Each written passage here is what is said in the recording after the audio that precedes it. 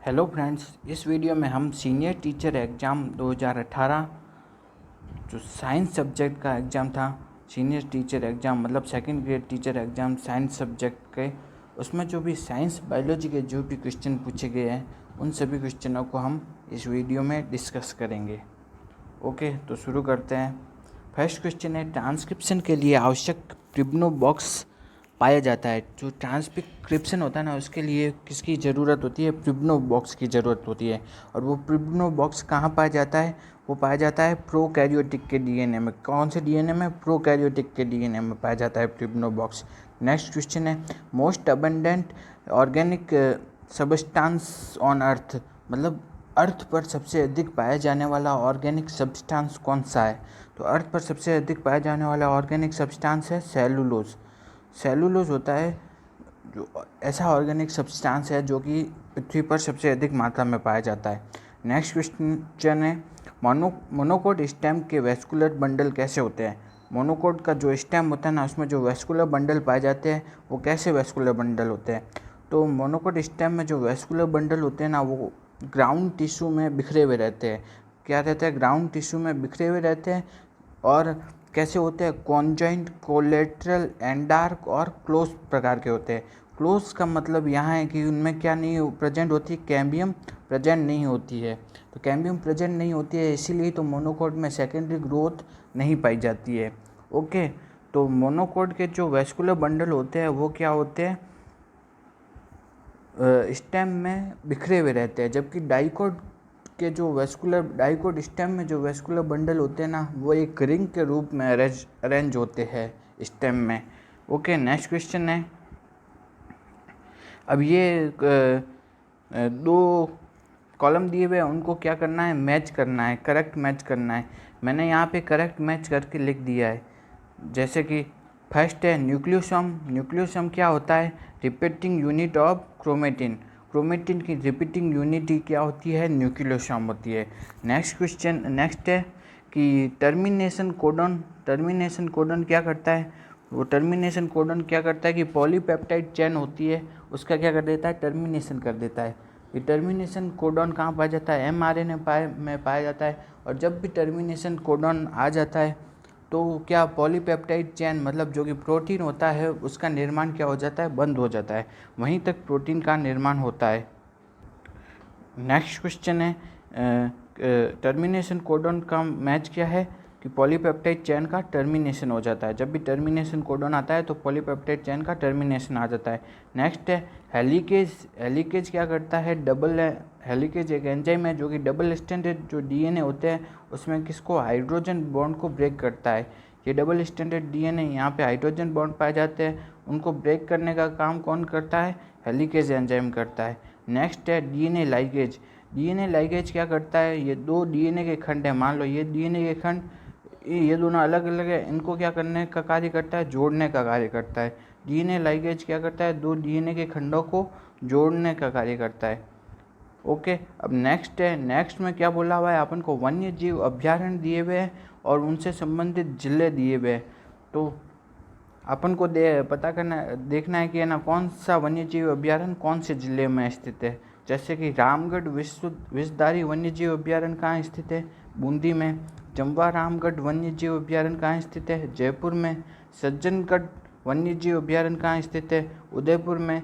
बस्सी वन्य जीव अभ्यारण्य कहाँ स्थित है? चित्तौड़ में स्थित है।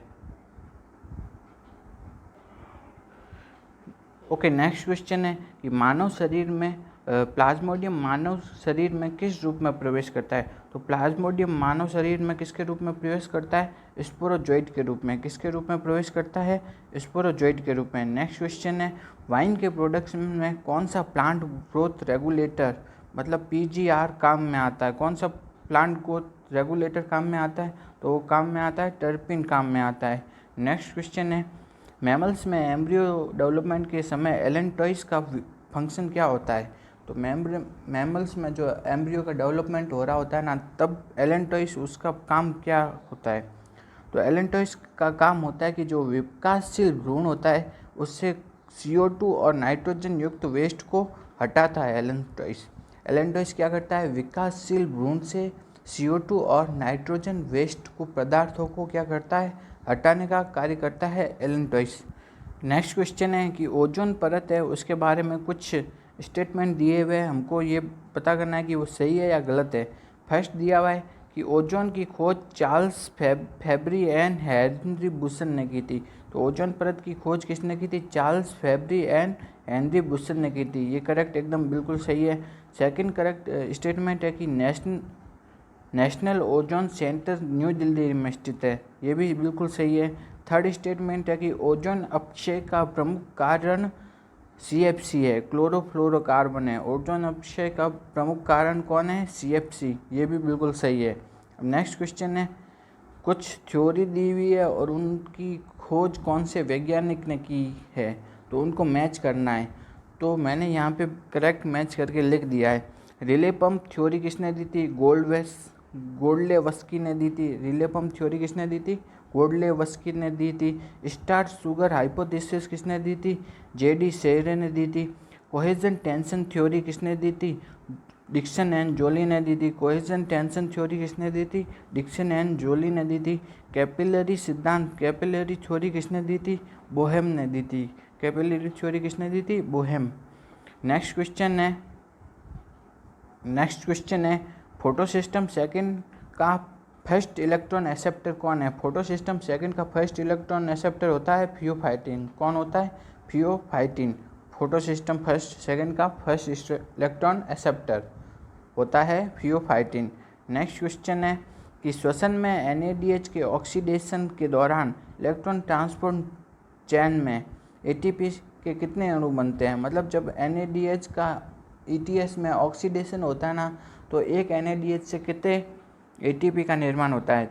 तो एक NADH के ऑक्सीडेशन से कितने ATP बनते हैं, 3 ATP। एक NADH के ऑक्सीडेशन से कितने ATP बनते हैं, 3 ATP। जबकि एक FADH2 के ऑक्सीडेशन से कितने ATP बनते हैं, 2 ATP का निर्माण होता है। ओके, अब हम है ना नेक्स्ट क्वेश्चन में आते हैं। नेक्स्ट क्वेश्चन है कि वह प्लांट जिसके फ्लोएम में included phloem and internal phloem दोनों पाए जाते हैं। तो included phloem and internal phloem दोनों पाए जाते हैं, वो प्लांट कौन सा है, वो प्लांट है लेप्टेडिनिया पायरोटेक्निका। लेप्टेडिनिया पायरोटेक्निका प्लांट के फ्लोएम में इंक्लूडेड फ्लोएम और इंटरनल फ्लोएम दोनों पाए जाते हैं।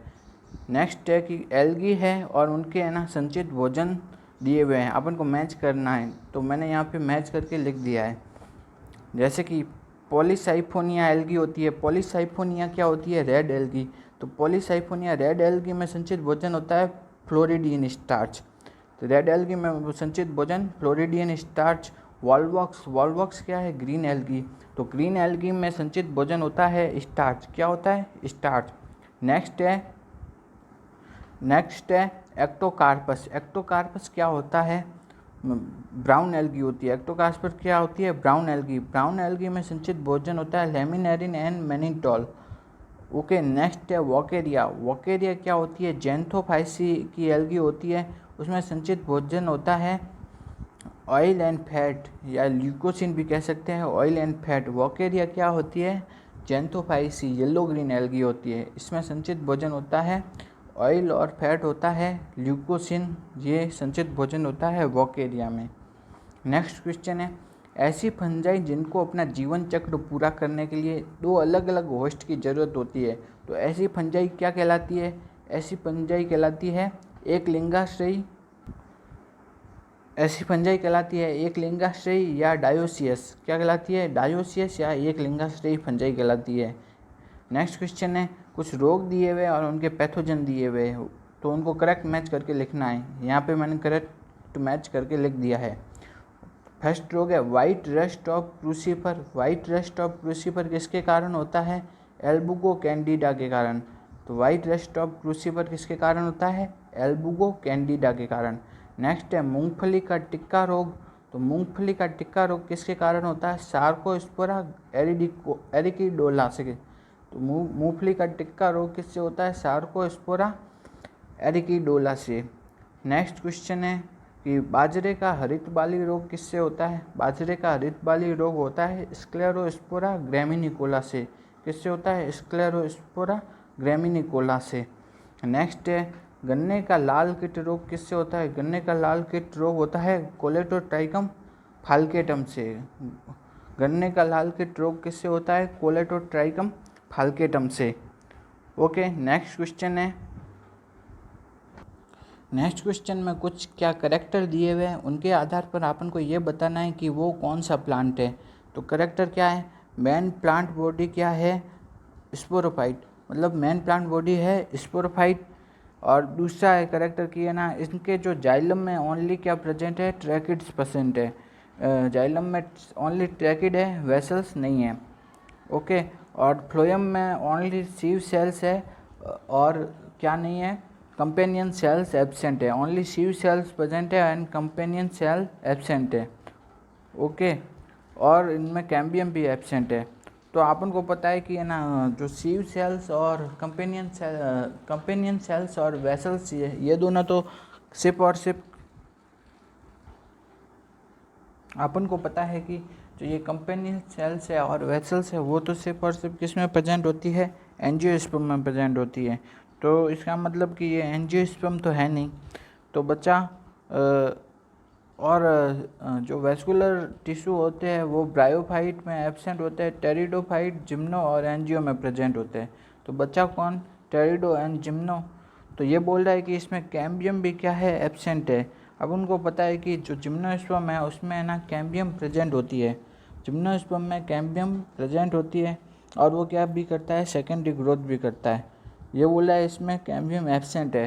तो इसका मतलब क्या हुआ? ये प्लांट कौन सा हो गया? टेरिडोफाइट। इसका मतलब कि ये प्लांट कौन सा हुआ? टेरिडोफाइट। अगर अपन से कहा जाता कि मेन प्लांट बॉडी स्पोरोफाइट है, ये भी सही। जाइलम में ओनली ट्रैकिड्स प्रेजेंट, फ्लोएम में ओनली वेसल्स, फ्लोएम में ओनली सीव सेल्स प्रेजेंट है, लेकिन कैम्बियम भी क्या है? प्रेजेंट है। अगर अपन को ऐसा बोला जाता ना, अगर कैम्बियम प्रेजेंट बोला जाता, कैम्बियम प्रेजेंट बोला जाता, बाकी सब सेम रहता, तो इसका आंसर क्या होता? जिम्नोस्पर्म होता। लेकिन अभी इसका आंसर है टेरिडोफाइट।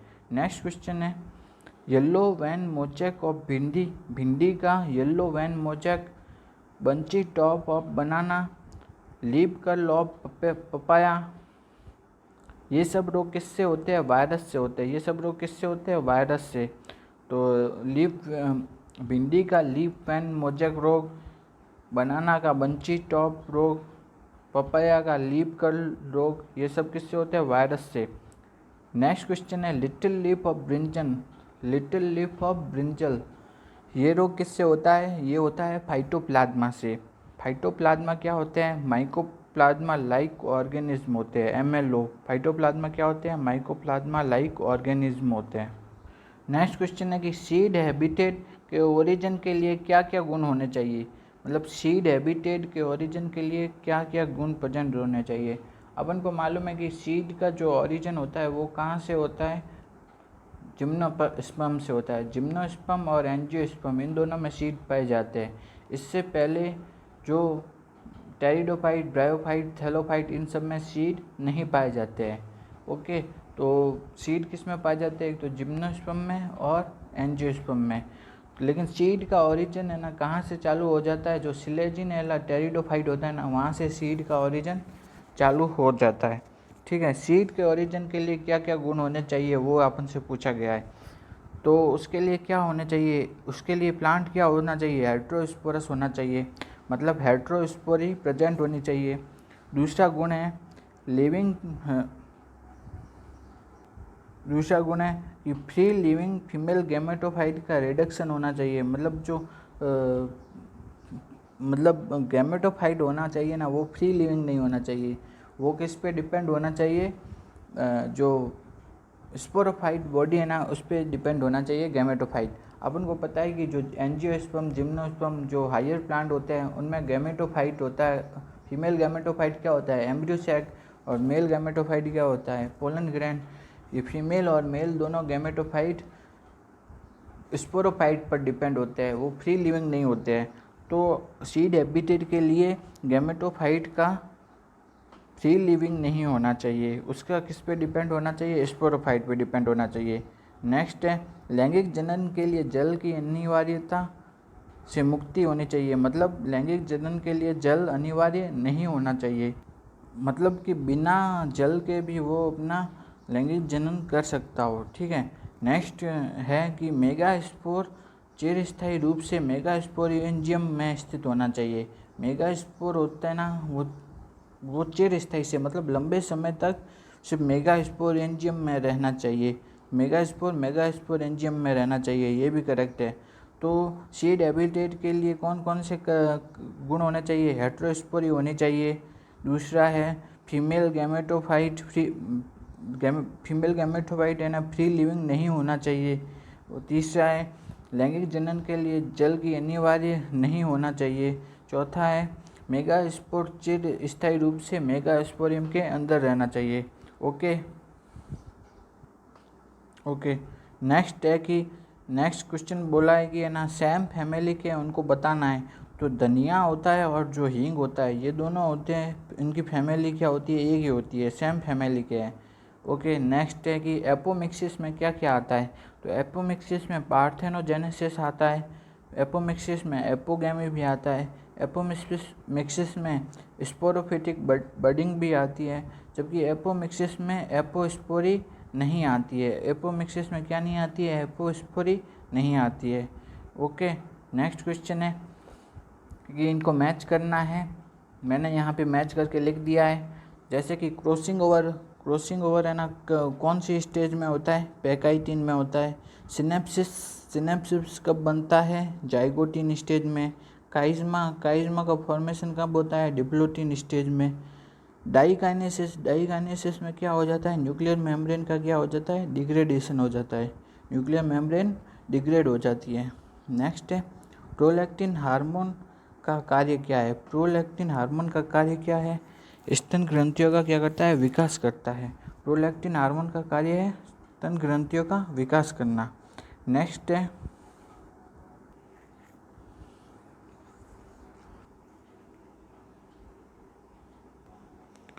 है केचुआ होता है ना, उस अर्थवर्म, उसमें अपन को बताना है कि है ना जो नर जनन छिद्र होता है वो कौन से खंड में होता है? 18वें खंड में। जो ग्रसिका होती है वो कौन से होते हैं? 5 से 7वें खंड में होती है। शुक्र ग्राहक छिद्र कहाँ होता है? 5 से 9 में होता है। शुक्र ग्राहक छिद्र कहाँ से होता है? 5 से 9 खंड में होता है। ठीक है, ये अपन को क्या दिया हुआ है? ये अपन को एक दिया हुआ है, एक पिरामिड दिया हुआ है। इसमें ये क्या है? रिप्रोडक्टिव पॉपुलेशन, ये है पोस्ट रिप्रोडक्टिव पॉपुलेशन। तो इसमें अपन देख रहे हैं कि जो रिप्रोडक्टिव पॉपुलेशन है ना, वो प्री रिप्रोडक्टिव एवं पोस्ट रिप्रोडक्टिव दोनों पॉपुलेशन से ज़्यादा है। रिप्रोडक्टिव पॉपुलेशन मतलब जो रिप्रोडक्टिव एज से कम एज वाले हैं उनका नंबर भी कम है, और रिप्रोडक्टिव एज मतलब यंग एज से ज़्यादा एज वाले हैं उनका नंबर भी कम है। तो ऐसा जो पिरामिड होता है ना, वो क्या होता है? पिरामिड डिक्लाइनिंग पॉपुलेशन, मतलब पॉपुलेशन की दर क्या होती जा रही है? घटती जा रही है, धीरे धीरे पॉपुलेशन की दर घटती जा रही है, उसको बताता है। ये पिरामिड किसको बताता है? डिक्लाइनिंग पॉपुलेशन को बताता है। नेक्स्ट है कि जो मॉथ है और तितली में जो सेक्स डिटर्मिनेशन का टाइप होता है वो कौन सा टाइप होता है? वो होता है जेड और जेड ओ टाइप प्रकार का। ठीक है, मॉथ एंड तितली वगैरह होती है, उसमें सेक्स डिटर्मिनेशन का टाइप कौन सा होता है? जेड जेड टाइप का। नेक्स्ट क्वेश्चन है पीसीआर एवं आरएफएलपी किसके मेथड है? जो पीसीआर है पॉलीमरेज चेन रिएक्शन, जबकि आरएफएलपी मतलब रेस्ट्रिक्शन फ्रैगमेंट लेंथ पॉलीमॉर्फिज्म। ये दोनों किसके मेथड है? इनसे क्या की जा सकती है? अपन के जेनेटिक फिंगरप्रिंटिंग की जा सकती है। क्या की जा सकती है? Genetic fingerprinting. नेक्स्ट है कि मेटामेरिक सेगमेंटेशन किस में पाया जाता है? मेटामेरिक सेगमेंटेशन पाया जाता है एनेलिडा एंड ऑर्थोपोडा में। किस में पाया जाता है? एनेलिडा एंड ऑर्थोपोडा में क्या पाया जाता है? Metameric segmentation. नेक्स्ट क्वेश्चन पूछा हुआ है कि एम्ब्रियो तो प्रेजेंट है लेकिन वेस्कुलर टिश्यू क्या है? एब्सेंट है। एम्ब्रियो तो प्रेजेंट है लेकिन वेस्कुलर टिश्यू एब्सेंट है। तो वो प्लांट कौन से है? ब्रायोफाइट। कौन से प्लांट है वो? ब्रायोफाइट है, जिनमें कि एम्ब्रियो तो प्रेजेंट है लेकिन वेस्कुलर टिश्यू एब्सेंट। वो प्लांट है ब्रायोफाइट। ओके, अब नेक्स्ट में चलते हैं कि नेक्स्ट क्वेश्चन है कि हाईली टीलोलेसिथल एग में किस प्रकार का क्लीवेज पाया जाता है। हाईली टीलोलेसिथल एग होता है ना, उसमें किस प्रकार का क्लीवेज होता है, डिस्कोइडल मीरोब्लास्टिक प्रकार का। किस प्रकार का क्लीवेज होता है, डिस्कोइडल मीरोब्लास्टिक प्रकार का क्लीवेज होता है। अब अपन को है ना ये दिया हुआ है, नेक्स्ट कुछ थ्योरियाँ दी हुई है और उनके जो खोज किसने की थी उनके वैज्ञानिकों का नाम दिया हुआ है। फर्स्ट है कि म्यूटेशन थ्योरी किसने दी थी, म्यूटेशन थ्योरी दी थी ह्यूगो डी व्रिज ने। किसने दी थी, ह्यूगो डी व्रिज। म्यूटेशन थ्योरी दी थी ह्यूगो डी व्रिज ने। किसने दी थी, ह्यूगो डी व्रिज। हंस की गर्दन के आकार का फ्लास्क का उपयोग किसने किया था, लुईस पास्चर ने। किसने किया था, Lewis pasture. Origin of species किताब किसने लिखी थी, डार्विन ने। प्रोटोबायोसिस किसने दिया था, फॉक्स ने। प्रोटोबायोसिस किसने दिया था, फॉक्स ने। ये 3 सेल दी हुई है, इनमें अपन को पूछा हुआ है कि जल की गति किस दिशा में होती है। तो जल की गति किस दिशा में, ये अपन को पूछा हुआ है। अपन को दिया हुआ क्या है, ओपी और टीपी दिया हुआ है। तो अपन को पता है कि डीपीडी बराबर क्या होता है, OP minus TP. OP minus TP होता है डीपीडी बराबर। तो ओपी में से टीपी घटा देंगे, तो इसमें से ओपी माइनस टीपी करेंगे तो 50 माइनस 45 कितना आएगा 5। इसमें करेंगे तो कितना आएगा 10। इसमें करेंगे तो कितना आएगा 7। तो डीपीडी सबसे ज़्यादा है 10 बीच वाली सेल का, और फिर इधर है 7 और इधर है 5। अपन को पता है कि डीपीडी को और भी क्या कहते हैं, डीपीडी को कहते हैं जल की मांग। तो डीपीडी को क्या कहते हैं, जल की मांग। तो पानी कहाँ जाता है, जहाँ जल की मांग ज़्यादा होती है पानी वहीं जाएगा। जल की मांग ज़्यादा है तो पानी वहीं जाएगा, मतलब जहाँ डीपीडी ज़्यादा है पानी वहाँ जाएगा। तो डीपीडी ज़्यादा कहाँ है, बी का डीपीडी ज़्यादा है, तो सी से कहाँ जाएगा, बी में, और ए से भी कहाँ जाएगा, बी में। तो पानी कहाँ जाएगा, सी से बी में और ए से भी बी में। तो इसका आंसर होगा पानी जाएगा सी से बी में और ए से भी बी में। नेक्स्ट क्वेश्चन है, कौन सा फ्लोवरिंग प्लांट है जिनके नोड्यूल में नाइट्रोजन स्थिरीकारी सूक्ष्म जीव प्रेजेंट होते हैं। कौन सा फ्लोवरिंग प्लांट है जिसके नोड्यूल में नाइट्रोजन स्थिरीकारी सूक्ष्म जीव प्रेजेंट होते हैं। मतलब फ्लोवरिंग प्लांट बोल रहा है, मतलब क्या है, एंजियोस्पर्म है जिसके भी नोड्यूल में नाइट्रोजन स्थिरीकारी सूक्ष्म जीव प्रेजेंट है।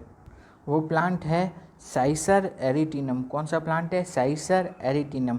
नेक्स्ट है कि प्रकाश संश्लेषण की डार्क रिएक्शन को बायोसिंथेटिक फेज भी कहते हैं। ये क्या है, बिल्कुल सही है। तो डार्क रिएक्शन उसमें है ना क्या होता है, किसका निर्माण होता है, ग्लूकोज वगैरह का निर्माण होता है ना, तो इसलिए डार्क रिएक्शन को क्या भी कहा जाता है, बायोसिंथेटिक फेज भी कहा जाता है। नेक्स्ट है कि सुपीरियर ओवरी फूला हुआ प्लेसेंटा, ओवरी में तिर्यक पट, एक्साइल प्लेसेंटा किसकी विशेषता है।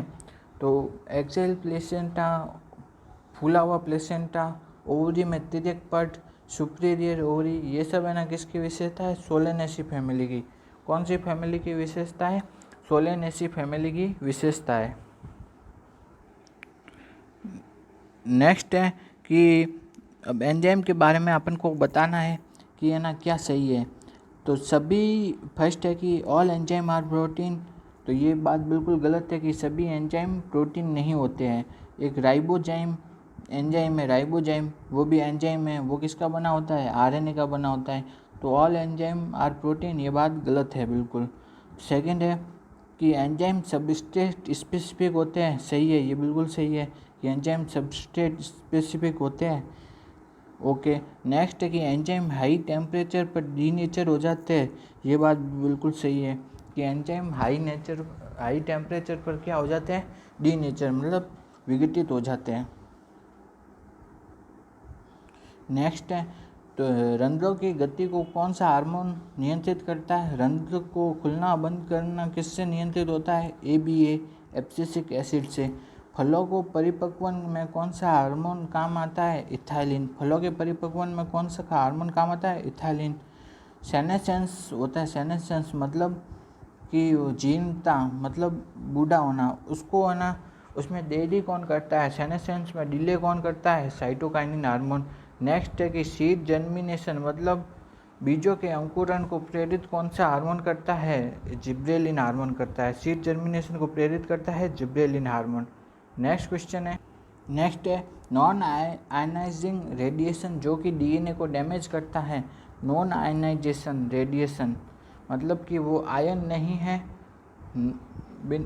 नॉन आयन है मतलब आयन नहीं है, ऐसा रेडिएशन जो कि डीएनए को डैमेज करता है, तो वो है यूवी रेस। नेक्स्ट है कि इंटरवर्टिब्रल डिस्क किसके बने होते हैं, इंटरवर्टिब्रल डिस्क किसके बने होते हैं, वाइट फाइब्रस कार्टिलेज के। किसके बने होते हैं, वाइट फाइब्रस कार्टिलेज के। नेक्स्ट क्वेश्चन है टीसीए साइकिल का एंड प्रोडक्ट। टीसीए साइकिल क्या होता है, क्रेब्स साइकिल। उसको टीसीए साइकिल क्यों कहते हैं, क्योंकि उसका पहला उत्पाद टीसीए ट्राई कार्बोक्सिलिक एसिड जो सिट्रिक एसिड होता है वो होता है, तो इसलिए इसको क्या कहा जाता है, टीसीए साइकिल कहा जाता है। उसका एंड प्रोडक्ट क्या होता है, उसका एंड प्रोडक्ट है CO2 NADH FADH2। फिर ये NADH और FADH2 का क्या होता है, ETS में क्या होता है, ऑक्सीडेशन हो जाता है। आपको ये वीडियो अच्छा लगा तो वीडियो को लाइक कीजिए और ऐसे ही दूसरे वीडियो देखने के लिए चैनल को सब्सक्राइब कीजिए। Thank you.